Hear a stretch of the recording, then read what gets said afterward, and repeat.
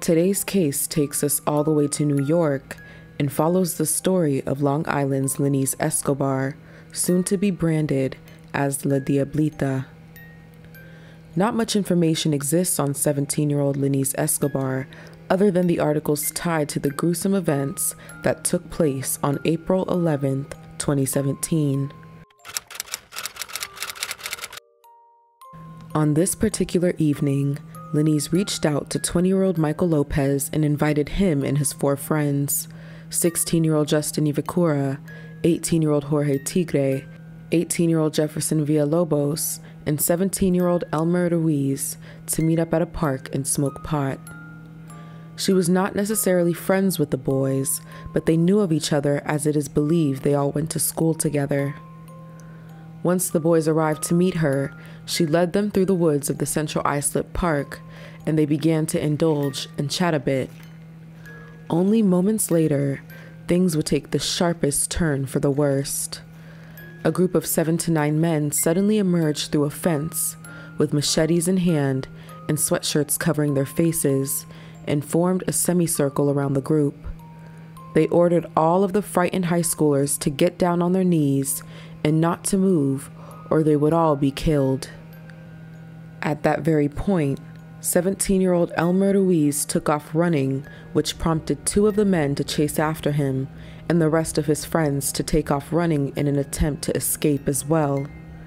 But what ensued afterwards would be nothing short of a nightmare. 4 of the boys were hacked, beaten, and bludgeoned with machetes, knives, and tree limbs in what prosecutors would later describe as a frenzy of violence where the boys wailed in pain and filled the park with their terrified screams. After the attack, the victims' bodies were dragged to a more secluded spot in the woods, where the men piled them up and then fled. Their bodies were found at the park 2 days later, and only one of the boys managed to escape and survive the attack. Leniz Escobar, however, remained unscathed.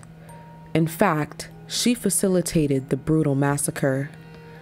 She attended Central Islip High School and was known by her social media handle name La Diablita, meaning Little Devil. She was dating a devoted and high-ranking associate of the MS-13 gang.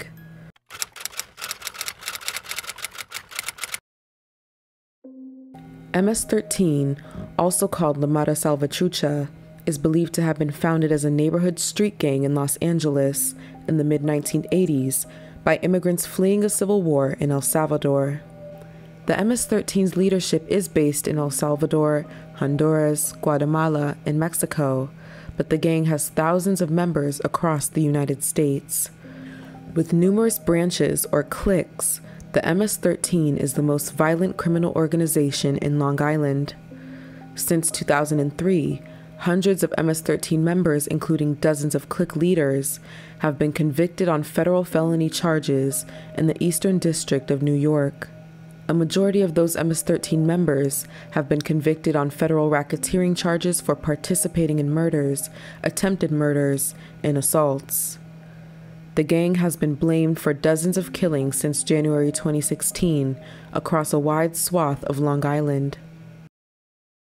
It is alleged that La Diablita told on the 5 boys for posting MS-13 gang signs on social media to its members, which resulted in them being a target as they found their boasting as a great sign of disrespect. They were also accused by the gang of potentially being members of the rival 18th Street gang. But in reality, the boys were not affiliated with any gang.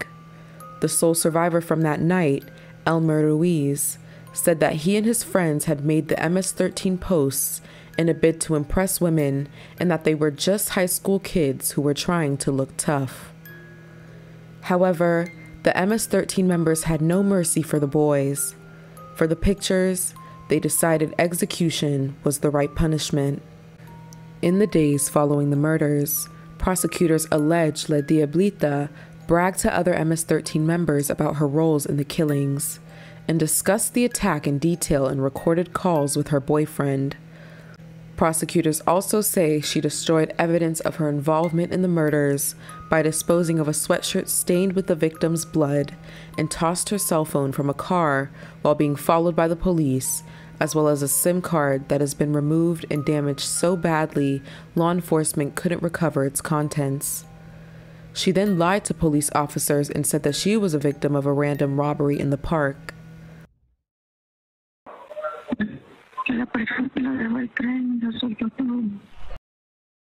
In a December 2019 ruling, U.S. Circuit Judge Joseph Bianco said Escobar is accused of instigating the murders along with another juvenile female by locating photographs of some of the victims flashing MS-13 gang signs on social media and then showing those photographs to MS-13 members. Escobar was an associate of the gang and lured the victims in to gain favors with the MS-13 members. No, I did it myself. Como te estoy diciendo, I did it myself. So ahora me toca a mí. Yeah, yo vine. Yeah, pues yo hice todo. I brought them here. ¿Qué pensaste que ibas a ganar entonces? Nada. I was gonna be happy. Porque yo la verdad estaba feliz. Te lo digo así, planchado. Estaba feliz de que eso sucediera. Yeah, yo sé que vos te emocionás con ondas así, como ondas crazy, ¿no? Yeah, entonces yo estaba feliz de que eso sucediera, pero ya cuando aquel otro señor llamó, ya dije yo, no puede ser. Yo no sé cómo es que lo dejó el tren teniendo los 5 en bandeja de plata.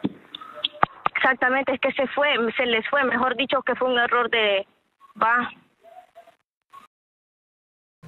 La Diablita further described how one slave victim, who was already fading, came to kneel before me during the brutal attack to, in her words, see if I'd help him, according to the recording. She added, "He touched me and spoke. He told me something, and what could I have done? Nothing."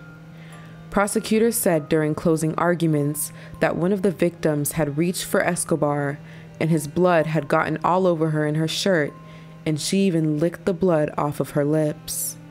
La Diablita would have been charged as a juvenile since she was just 17 at the time of the crimes, but a judge said she would be tried as an adult because of her prominent role in the slayings. Subsequently, she was charged with racketeering, including predicate acts of murder, conspiracy to murder rival gang members, obstruction of justice, and murder in aid of racketeering, and she pleaded not guilty. More than a dozen other MS-13 members and associates were also charged in connection with the crimes, although several members cut deals with the government to testify against Escobar during the trial, including her boyfriend. In her trial, the defense tried to portray her as a scared teen who had just witnessed 4 brutal slayings, but the jury was not convinced. Today, on the 5-year anniversary of this tragic mass murder, a federal jury delivered justice to Escobar. On April 11, 2022, after less than 4 hours of jury deliberation, La Diablita was found guilty of all charges 5 years to the day after the men were lured to their deaths. The prosecution hoped the verdict sends a message that those who associated with the gang will be held accountable for their involvement. La Diablita currently faces up to life in prison and will be sentenced this upcoming September. Rest in paradise to the lives of the young boys and their senseless fate. May their families find healing and blessings in their lives. Thank you all for watching, and stay tuned.